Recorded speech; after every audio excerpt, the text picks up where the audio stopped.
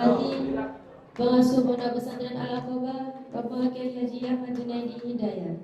Yang kami hormati Pengasuh Pondok Pesantren Al-Ma'arij Ibu Nyai Hajar Muril Jannah. Yang kami hormati Direktur Pondok Pesantren Al-Aqobah Ustadz Ahmad Gamsul Fikri. Yang kami hormati Kepala Sekolah SMA Islam Terpadu Mishkat Al-Anwar Ibu Lili Karimah. Yang kami hormati guru pembimbing kami Ustadz Ahmad Faqih. Yang kami hormati Bapak Dewan Juri dan seluruh guru beserta staf Sekolah Islam Terpadu Mishkat Al-Anwar. Dan tak lupa teman-teman kami yang kami sayangi dan kami banggakan. Selamat pagi teman-teman. Berdirinya kami di sini akan mempresentasikan riset kami yang berjudul NU di Mata Generasi Milenial. Oke, sebelumnya kami akan memperkenalkan diri kami terlebih dahulu. Perkenalkan, nama saya Syafira Aida Masyidah sebagai moderator, dan di depan sana ada Nur Aziza Agustiana sebagai operator. Dan tak lupa 5 bicara kami. Yang pertama, Aurelia Siva Aurelia Putri Rianto. Yang kedua, Nisrina Namila Zakia. Yang ketiga, Pinky Nurfitasari. Yang keempat, Maratul Anis Salihah. Yang kelima, Dia Sabtifa Nazi. Langsung saja materi yang pertama akan disampaikan oleh Mbak Aurelia.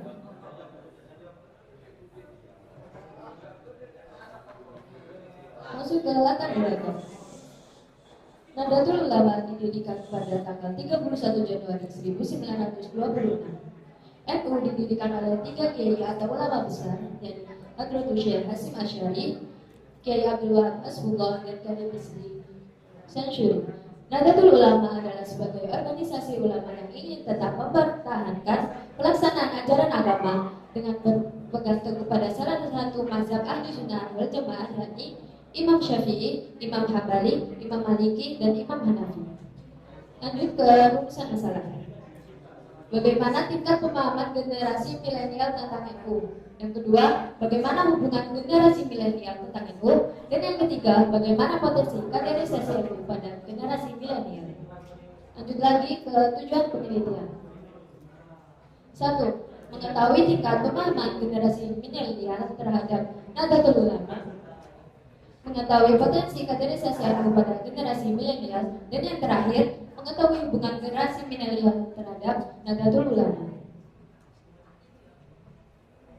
Terima kasih Mbak Aurelia. Selanjutnya materi yang kedua akan disampaikan oleh Mbak Ninis.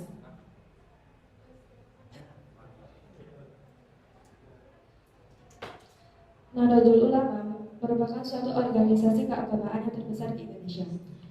Nahdlatul Ulama berdiri pada tanggal 31 Januari 1926.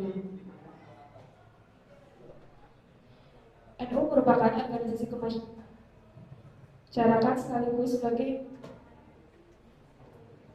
NU menganut paham Ahlus Sunnah wal Jamaah, sebuah pola pikir yang mengambil jalan tengah antara rasionalis serta skripturalis. Karena itu, sumber pemikiran NU itu tidak hanya dengan Al-Quran dan Sunnah, tetapi juga dengan kemampuan akal yang ditambah dengan realitas empirik. Cara berpikir semacam itu dirujuk dari pemikir terdahulu seperti Abu Hasan Al-Asy'ari dan Abu Mansur Al-Maturidi dalam bidang teologi. Kemudian dalam bidang fikih itu terdapat satu mazhab, yaitu mazhab Imam Syafi'i.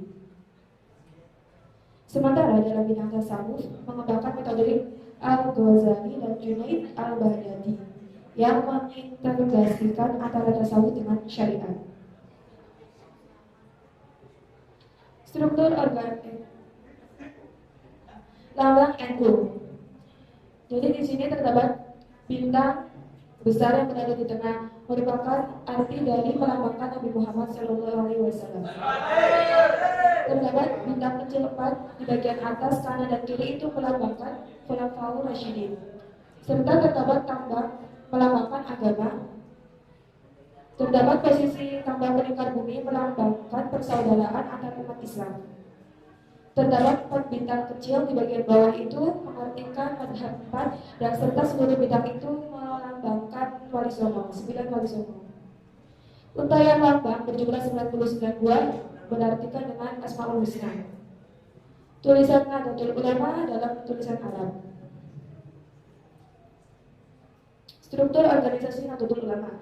Yang pertama yaitu ada PNU, yaitu pengurus besar Nahdlatul Ulama. Yang kedua ada PWNU, yaitu pengurus wilayah Nahdlatul Ulama. Yang ketiga ada PCNU, yaitu pengurus cabang Nahdlatul Ulama. Yang keempat ada MWCNU, yaitu Majelis Wakil Cabang Nahdlatul Ulama. Yang keempat ada PRNU. Yang kelima ada PRNU, yaitu pengurus ranting Nahdlatul Ulama. Yang keenam ada PARNU, yaitu pengurus anak ranting Nahdlatul Ulama.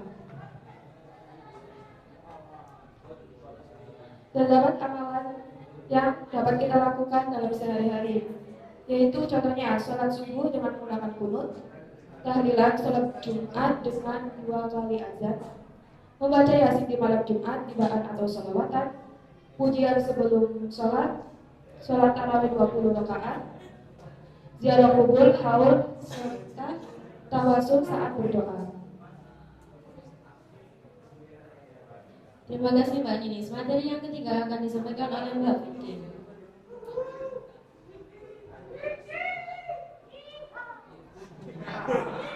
Remaja ditinjau dari perspektif etimologi. Remaja berasal dari kata Latin adolescens yang memiliki makna proses pertumbuhan menuju kedewasaan. Pada masa ini terjadi keadaan yang menggambarkan kebingungan akan penempatan yang jelas, di mana remaja bukan termasuk golongan anak maupun golongan dewasa. Remaja merupakan tahapan peralihan dari anak menuju fase dewasa.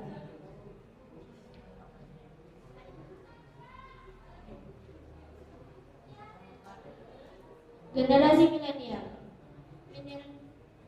Milenial adalah istilah yang paling dikenal orang yang umumnya dikaitkan dengan mereka yang dilahirkan antara tahun 1980 atau sebelum pertengahan tahun 1990-an atau awal tahun 2000.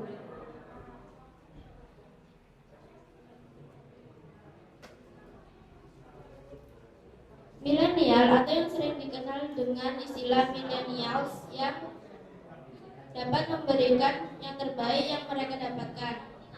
Oleh karena itu, kita dapat katakan bahwa milenium adalah mereka yang tumbuh menggunakan perangkat elektronik, komputer, internet, dan komunitas sosial online. Menurut Digital Marketing, generasi milenial ini setidaknya menghabiskan 18 jam per minggu untuk smartphone mereka. Terima kasih Mbak Vicky. Selanjutnya materi yang keempat akan disampaikan oleh Mbak Anis.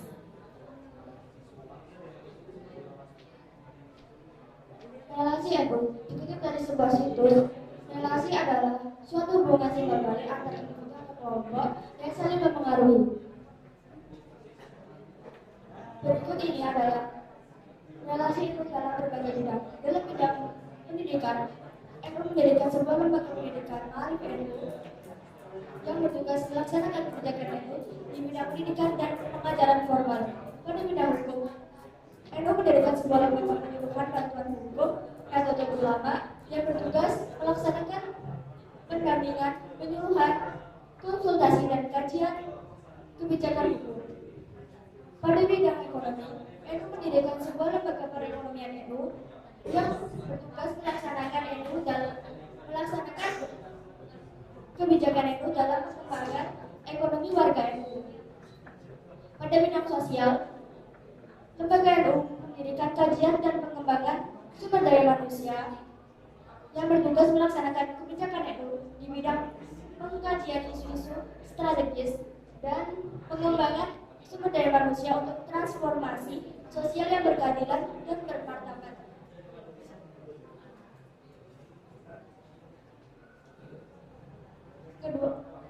Selanjutnya adalah kaderisasi dalam NU. Pada hakikatnya, kaderisasi merupakan upaya pengembangan sumber daya manusia yang berorientasi pada pengenalan diri secara terpadu antara aspek objektivitas objektivitas dan subjektivitas.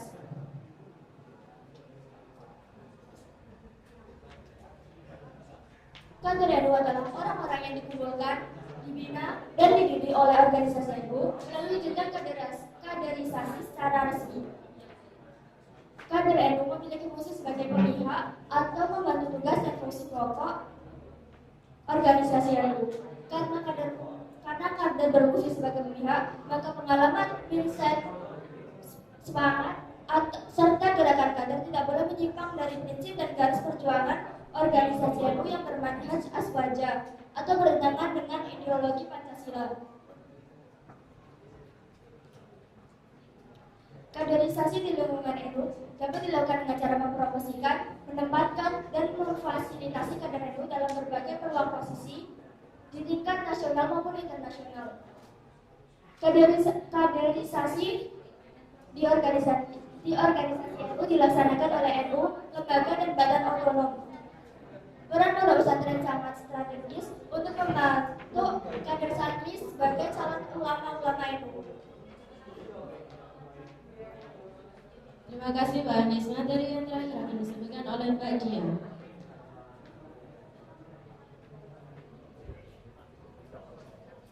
Identitas responden penelitian. Diketahui bahwa jumlah responden sebanyak 15 yang terbagi atas siswa kelas 10 dan kelas 11. Sedangkan berdasarkan asalnya, sejumlah 13 responden berasal dari Pulau Jawa dan sejumlah 2 responden berasal dari luar Jawa.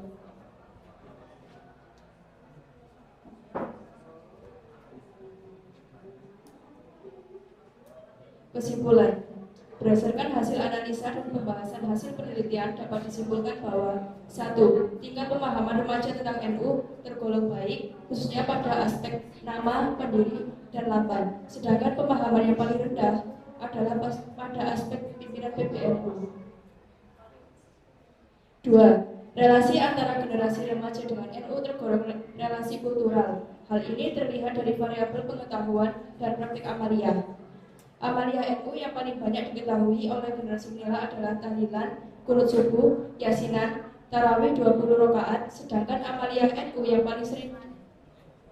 Adapun tingkat pengetahuan remaja milenial tentang amaliyah NU yang paling rendah adalah jenis Jumatan 2 kali adzan, sedangkan amaliyah yang paling sedikit dipraktekkan oleh remaja milenial adalah haul. 3.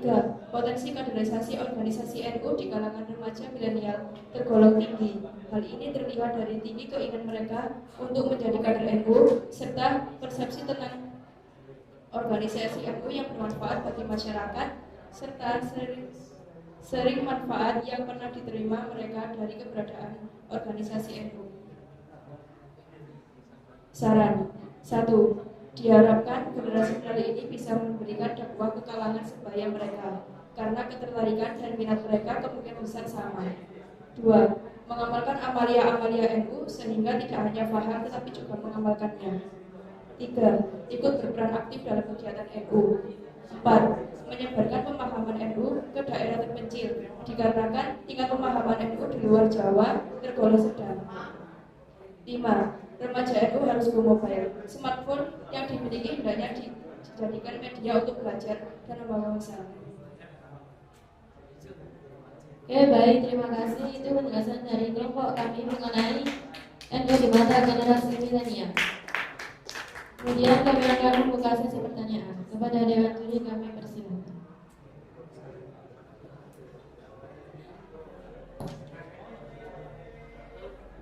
Assalamualaikum warahmatullahi wabarakatuh. Semuanya silakan diperhatikan ke depannya.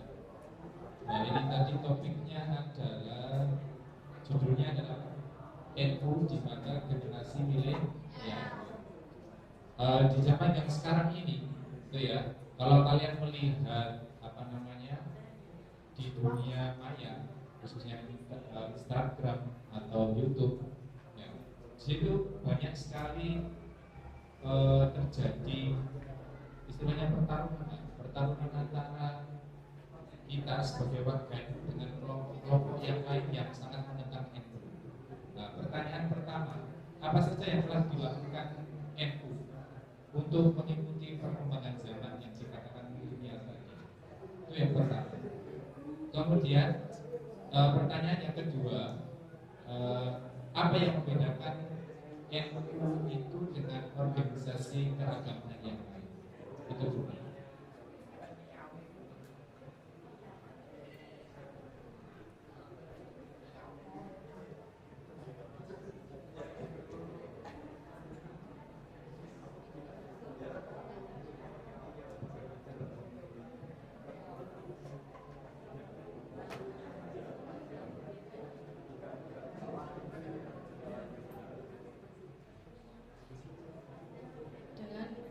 Pertama dengan membuat situs online seperti NU online.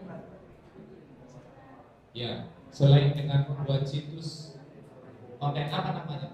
Situsnya Nahdlatul Ulama apa?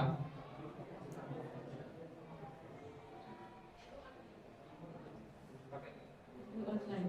Ya, benar ya. NU online. Terus selain itu apa? Selain menciptakan atau membuat situs-situs itu tadi, situs keagamaan, membuat media sosial, terus ya, dengan ceramah-ceramah di YouTube. Ceramah-ceramah di YouTube, terus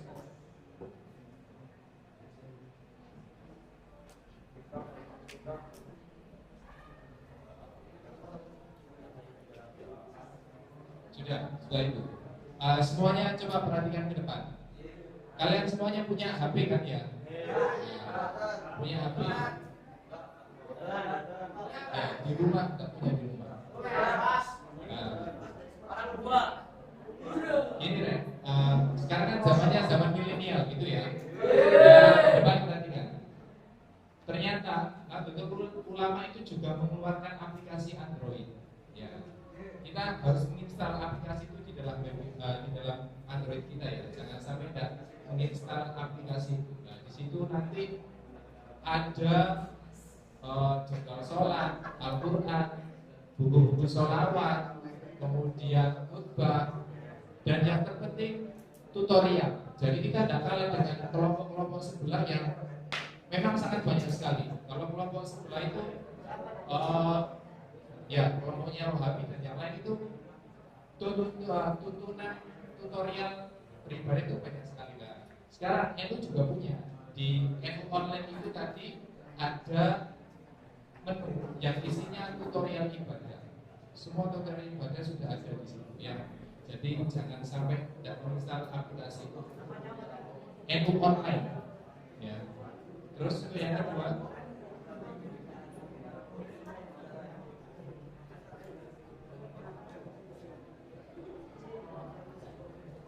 berbeda amalia. berbeda amaliyahnya. Selain itu,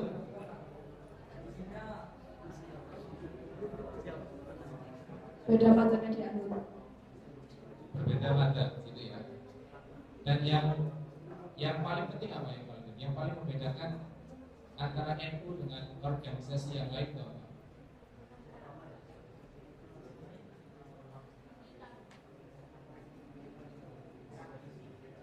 Selain tradisi mazhab ya.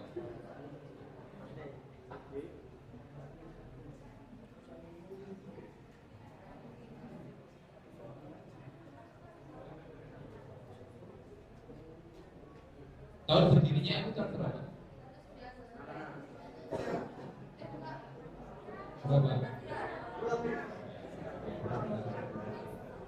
Terus ketua umumnya sekarang siapa?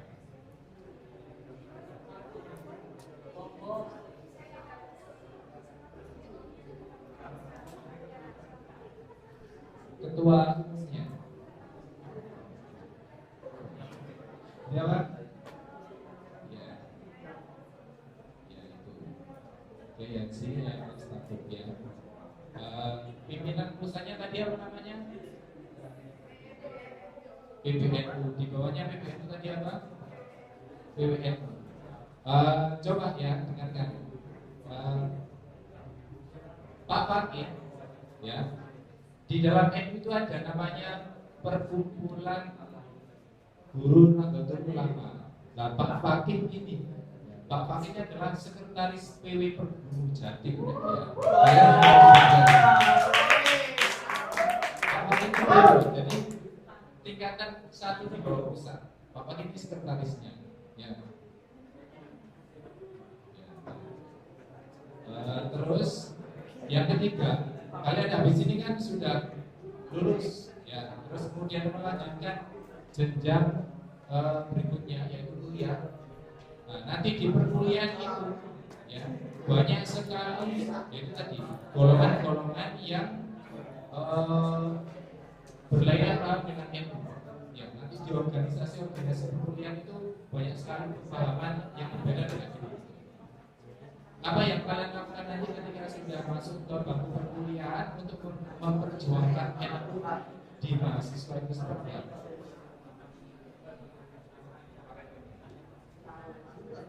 Aktif di organisasi NU. Ya, aktif di organisasi NU. Kalau misalkan dalam lingkup yang umum, kalau misalkan di BEM,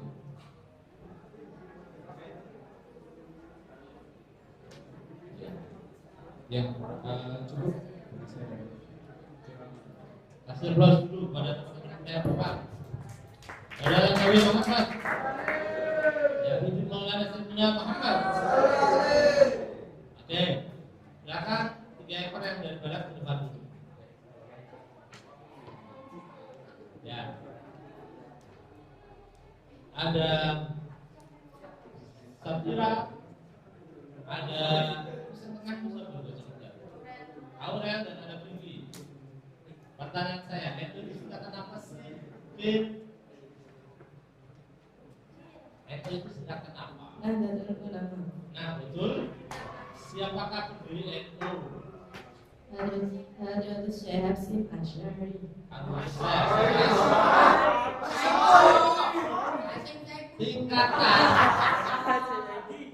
Tingkatan kepengurusan NU di tingkat kecamatan itu namanya apa? PJNU. Tingkat kecamatan. Tingkat kecamatan namanya. Di tingkat kecamatan namanya MWCNU itu singkatan dari apa? Majelis Wakil Cabang Nahdlatul Ulama. Majelis Wakil Cabang Nahdlatul Ulama. Oke, lanjut. Sekarang lihat tabel 1. Saya mau tanya pemahaman kamu terhadap data yang kamu peroleh. Tabel 1 bicara tentang tingkat pemahaman generasi remaja terhadap NU. Dari hasil penelitian kamu, apakah tingkat pemahaman mereka rendah, tinggi, atau sedang? Baik, sedang atau kurang? Baik. Seberapa besar? 66,67%. Ada 66,67% yang memiliki pemahaman baik tentang NU. Itu artinya mayoritas atau minoritas? Mayoritas. Sebagian besar atau sebagian kecil? Sebagian besar. Sebagian besar. Kalau dibandingin antara anak kelas 10 dan kelas 11, yang punya tingkat pemahaman tentang NU baik itu lebih banyak anak mana? Kelas 11. Lebih anak kelas? 11. Lebih banyak anak kelas 11. Oke, aplaus untuk mereka. Kalau dilihat dari asal daerahnya, lebih banyak anak yang berasal dari Jawa atau luar Jawa yang memahami tentang NU dengan lebih baik. Jawa. Sebesar berapa persen? 69,23%. Oke, aplaus untuk mereka. Sekarang saya mau tanya tentang lambang NU. Ada berapa anak kelas 11 yang punya pemahaman baik tentang lambang NU? Dari anak kelas 11 ada berapa, Bir? Ada 8. Ada berapa persen lah? Kita bagi 53,33%. 53,3%. Lebih tinggi mana pemahaman tentang lambang NU? Anak kelas 11 atau kelas 10? 11. 11. Kalau anak kelas 10 berapa persen yang paham tentang 33,33%. kesimpulannya kalau berdasarkan pendiri, berdasarkan aspek nama pendiri dan lainnya itu antara anak kelas 10 dan kelas 11 meningkat atau tetap menurun? Sama. Hah? Pada aspek nama, pemahaman tentang nama, tentang pendiri, tentang lambang, antara anak kelas 10 dan kelas 11 itu meningkat atau tetap menurun? Meningkat. Semakin Meningkat. semakin meningkat. Oke. Sekarang dilihat tabel 4. Tabel 4. Dari data yang Anda sajikan di tabel 4, pemahaman tentang aspek apa yang paling rendah yang dimiliki oleh generasi remaja? Pimpinan PBNU. Pimpinan PBNU. Makanya tadi waktu ditanya siapa ketua umum PBNU, siapa ya? Lama jawab. Kalau dibandingin antara yang berasal dari Jawa dengan luar Jawa, tingkat pemahaman tentang pengurus besar struktur organisasi dan pimpinan PBNU lebih bagus mana? Anak asal Jawa atau luar Jawa? Jawa. Jawa atau luar Jawa? Jawa. Jawa. Tabel 5 dilihat. Tabel 5. Tabel 5 tentang pemahaman mereka pada variabel bidang dakwah, paham keagamaan, madzhab fikih dan madzhab akidah NU. Saya mau nanya, dalam bidang fikih, NU itu mengikuti madzhabnya siapa sih? Ayo kok. Pada bidang fikih, NU itu mengikuti madzhabnya siapa? Ya? Imam Syafi'i doang. Malikiyah, Malik. Hanafi. Berarti mengikuti madzhab Imam mengikuti madzhab Imam 4. Saya mau nanya, paham keagamaan NU itu apa namanya? Paham keagamaan NU disebut apa? Asal-asal. Singkatan dari Ahlussunnah wal Jamaah. Ahlussunnah wal Jamaah. Oke, silakan kita pindah ke fikih. Keep silent please. Fikih.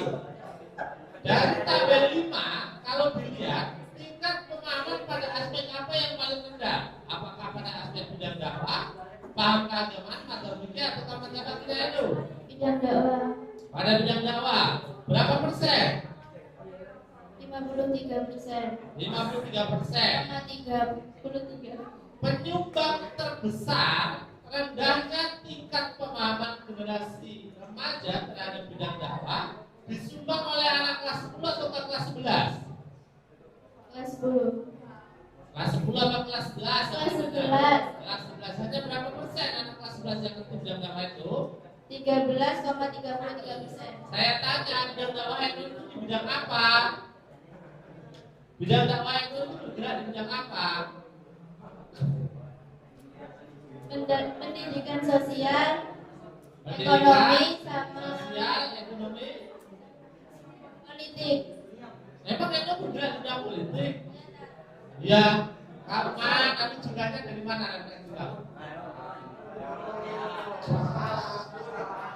Hah? Dilihat. NU bidang dakwahnya di bidang apa? Satu Keagamaan, dua di bidang ekonomi, pendidikan. pendidikan. Tiga di bidang ini bukan ada. Ya, berarti perlu dibahas di kajian pustaka kamu harus dibahas. Padahal instrumen kalian sudah ada. Pada pertanyaan nomor 6. Pertanyaan nomor 6 atau nomor 7, Oke. Sudah, yang tengah sekarang. Saya mau nanya yang tengah. Mbak, yang tengah. Ya. Dari tabel 6, apa yang Anda simpulkan dari tabel 6 itu? Apa kesimpulan Anda dari tabel 6 itu? Tingkat pengetahuan tentang tradisi Amaliyah tergolong baik. Seberapa besar mereka yang punya pengetahuan tentang ilmu yang baik? 66,67%. Yang terendah itu ada di kelas berapa? Di kelas 10. Di kelas 10. Di kelas 10. Dari sekian banyak amalia itu yang kamu teliti, yang paling tidak diketahui itu amalia apa? Jumatan dengan 2 kali azan. Yang paling banyak diketahui itu amalia apa? Tahlilan, yasinan, sama terawih. Salah. Kunut subuh. Kunut subuh sebesar berapa persen? 100%. Artinya semua responden Anda mengetahui tentang kunut subuh sebagai amalia NU. Nah, yang paling jarang diamalkan, yang paling jarang diamalkan, itu amalia apa? Jumatan dengan 2 kali azan. Apa? Jumatan dengan 2 kali azan. Salah. Yang paling jarang diamalkan, bukan diketahui. Praktek amalia NU yang paling rendah itu pada apa? Lihat tabel 9. Pengamalan terhadap tradisi amalia NU yang paling rendah apa? Pada apa? Aul dan Tawasul. tawasul. Setelah itu, Ujian sebelum sholat. nah, kalau secara umum, apakah amalia NU itu sering diamalkan ataukah kurang diamalkan? Menurut responden Anda? Sering. Yang benar. Menurut tabel 8 dikatakan bahwa pada umumnya responden Anda apa? Jarang mengamalkan tradisi NU. tradisi NU. Nah, yang sering mengamalkan tradisi NU hanya berapa persen? Hanya berapa persen? 20? 20%. Oke. Amalia NU yang paling sering diamalkan apa? Yang paling sering diamalkan amalia apa? Kunut sama terawih. Kunut sama terawih. Terawih yang bagaimana? Muhammadiyah juga terawih yang Berapa 20 terawih rakaat? yang 20 rakaat. Sekarang saya tanya, berdasarkan data kamu tentang yasinan, lebih banyak mana yang sering melakukan yasinan? Anak kelas 10 atau anak kelas 11? Kelas 11. Anak kelas 11. Yang kamu teliti jenis kelamin laki-laki atau perempuan? Perempuan. Perempuan. Anak SMP atau SMA? SMA. SMA. Oke, terakhir pertanyaan untuk 3 ini. Piki silakan jawab. Piki. Kalau dibandingkan antara anak Jawa dan luar Jawa, menurut kamu yang paling sering mengamalkan tradisi amalia NU itu anak Jawa atau luar Jawa? Asal Jawa. Asal Jawa. seberapa persen anak asal Jawa yang sering mengamalkan tradisi NU? 23,8. Oke, yang jarang-jarang mengamalkan tradisi NU? 61,54. Artinya kesimpulannya apa? Generasi remaja yang berasal dari Jawa mayoritas jarang-jarang mengamalkan amalia yang menjadi tradisi NU. Berdasarkan data kamu tentang pengamalan amalia NU dari remaja yang berasal Jawa dan luar Jawa, lebih banyak mana? Pada aspek dibaan, anak Jawa atau luar Jawa?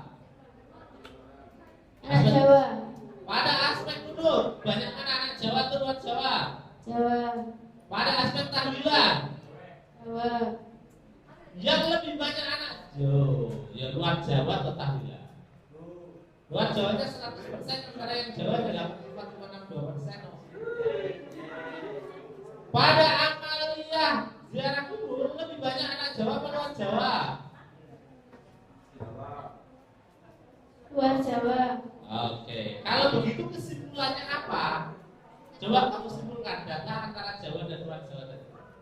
Kesimpulannya adalah berdasarkan data tersebut diketahui bahwa anak luar Jawa lebih sering mengamalkan amalan tahlilan, kunut, ziarah kubur, Jumatan 2 kali serta tarawih dan tarawih 20 rakaat dan ziarah ziarah kubur.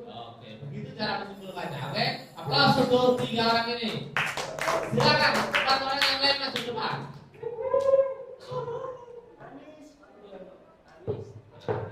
Nanti kelompok terakhir karena sudah tahu pertanyaan jawab nanti sudah lebih paham ya. Selalu ala Nabi Muhammad. Siapa yang pesan dulu present ini biar semangat. Tepuk tangan untuk mereka. Oh, lihat kami 10. Kita bicara tentang relasi struktural, hubungan struktural. Berdasarkan tabel 10, apa kesimpulan yang bisa Anda ambil, wahai pemegang mic, dari data tabel 10? Silakan dijelaskan. Dari data tabel 10 apa yang bisa kalian ambil? Kesimpulannya bahwa partisipasi halo Mayoritas semua anak ingin mengikuti kegiatan NU. mayoritas responden pengen berpartisipasi dalam mengikuti kegiatan NU. Sebesar berapa persen? 53,33%. Antara anak kelas 10 dan kelas 11 persentasenya lebih tinggi mana? Kelas 11. Lebih tinggi kelas 11. Antara anak Jawa dan luar Jawa lebih tinggi mana? Jawa. Anak Jawa. Oke. Saya terus lihat tabel 11. Menurut data tabel 11, yang paling tidak punya keinginan untuk aktif mengikuti kegiatan NU itu ada di kelas berapa? Kelas 10. Kelas 10. Kelas 10. Berapa persen yang tidak pengen aktif mengikuti kegiatan NU, yang tidak punya keinginan untuk aktif? Keinginan saja tidak punya. Dari kelas 10 itu ada berapa persen yang tidak punya keinginan? 14,29. 14,29. Aplaus untuk mereka. Kalau dibandingkan antara anak Jawa dan luar Jawa, yang keinginannya paling rendah untuk keinginannya saja paling rendah untuk aktif di kegiatan NU itu anak Jawa atau luar Jawa? Jawa. Anak Jawa. Anak Jawa. Ada berapa persen yang tidak ingin aktif mengikuti kegiatan NU dari anak Jawa? 7,69%.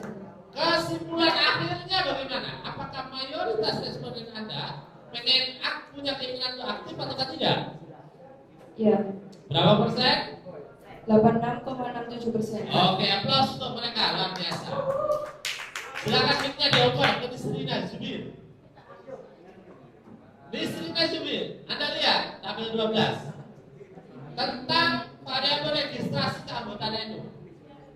Apakah ada responden Anda yang sudah terdaftar sebagai anggota NU? Ada apa tidak? Ada Berapa persen yang sudah terdaftar sebagai anggota NU?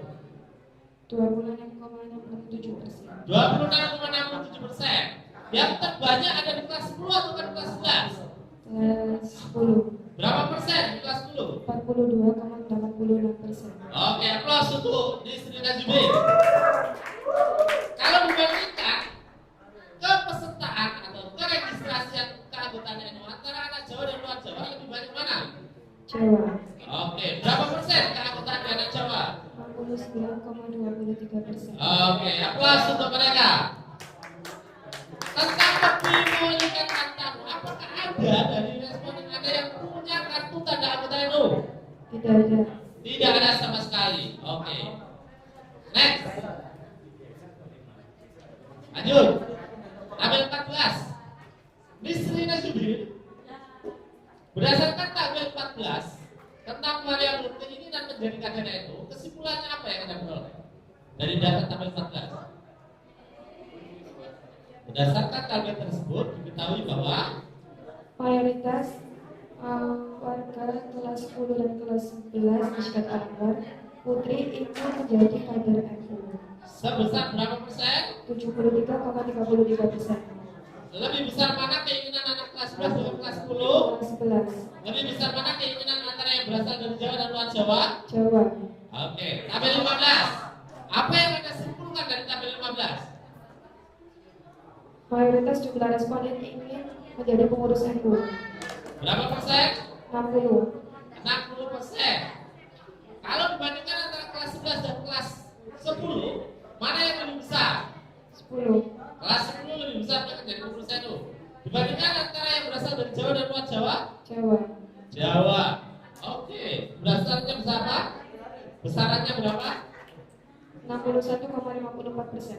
Oke, silakan di-open mic-nya. Aplaus untuk Nisrina. Tepuk tangannya mana? Oke. Lihat tabel 16. Menurut kalian, apakah NU itu dipersepsikan bermanfaat ataukah tidak?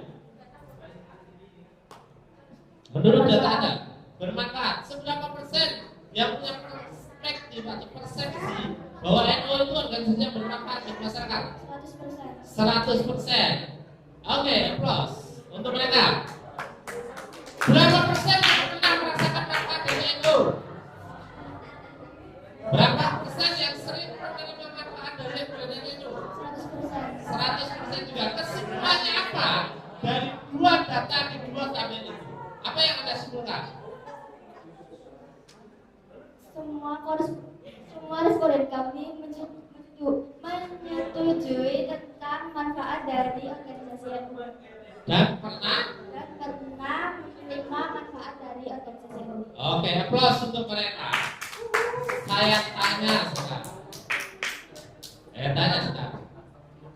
Menurut kalian, kalau dibandingkan ini antara keinginan untuk menjadi kader dan pengurus NU dengan tingkat pengetahuan dan penamalan terhadap amalia NU, itu besar mana? Besar mana? Saya ulangi pertanyaannya. Antara relasi kultural dengan relasi struktural itu sama-sama mayoritasnya ataukah sama-sama minoritasnya? Saya sederhana lagi pertanyaannya. Ada berapa persen responden Anda yang pemahaman tentang amalia NU-nya baik? 66, ada berapa persen yang sering mengamalkan amalia NU? Berapa persen yang sering mengamalkan amalia NU? Tabel selanjutnya, praktek amalia. Praktek amalia. Apa? Halo, ulangi. Ya, perhatikan.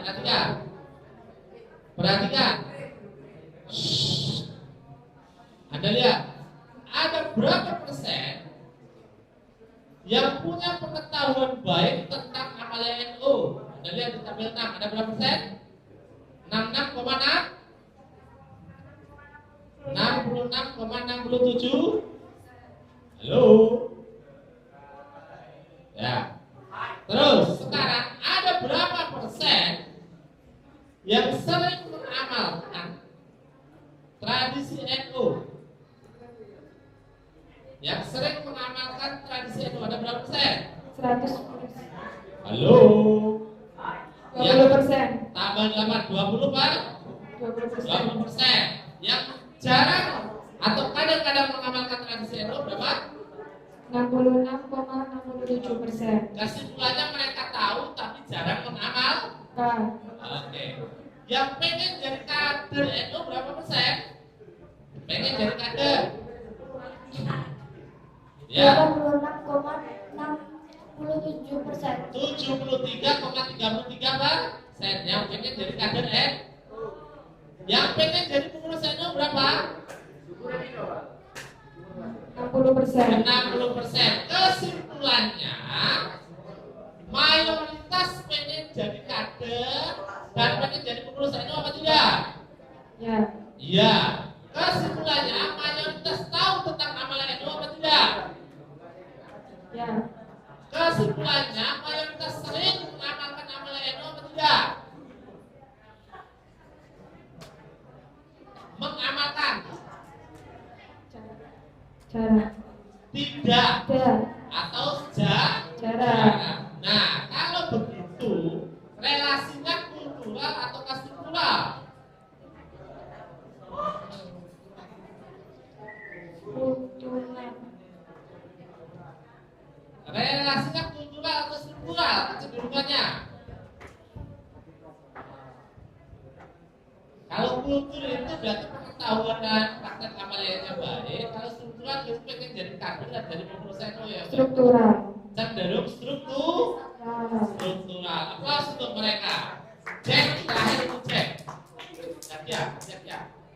Zakia, apa kesimpulan dari penelitian kamu Zak?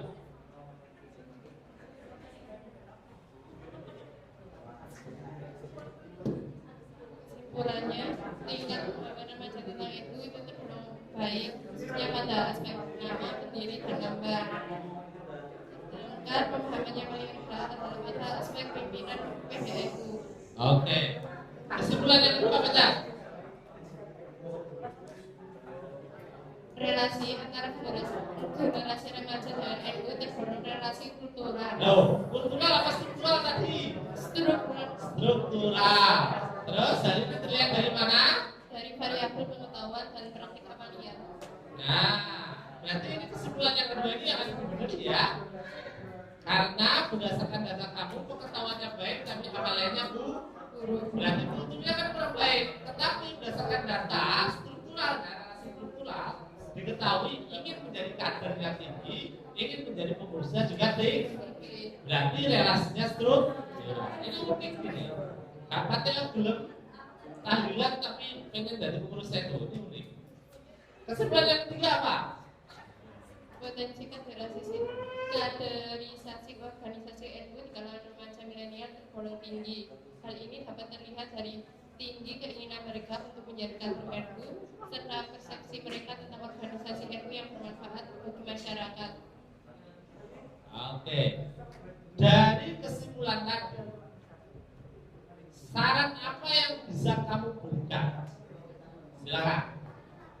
Generasi milenial dapat memberikan dakwah ke kalangan teman sebaya.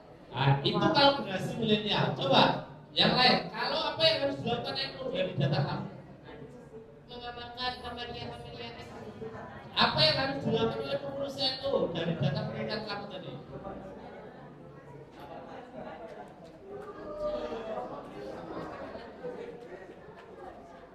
Mengajak generasi milenial bergabung ke organisasi NU. Oke, terima kasih. Aplaus untuk kelompok ini, luar biasa. Aplaus. Terima kasih. Apa yang tadi sudah dijelaskan luar biasa. Salah satu kelebihan dari kelompok ini adalah satu, kelompoknya bagus. Pemahaman terhadap materinya juga bagus. Terus kemudian penulisan laporannya sudah bagus, termasuk pada footnote-nya, pada daftar pustakanya, termasuk bagus. Aplaus untuk kelompok ini. Silakan di closing. Baiklah, selesai sudah presentasi kami pada pagi hari ini. Semoga yang kami sampaikan sangat bermanfaat. Thank you for your attention. Sorry for our mistakes. Wassalamualaikum warahmatullahi wabarakatuh.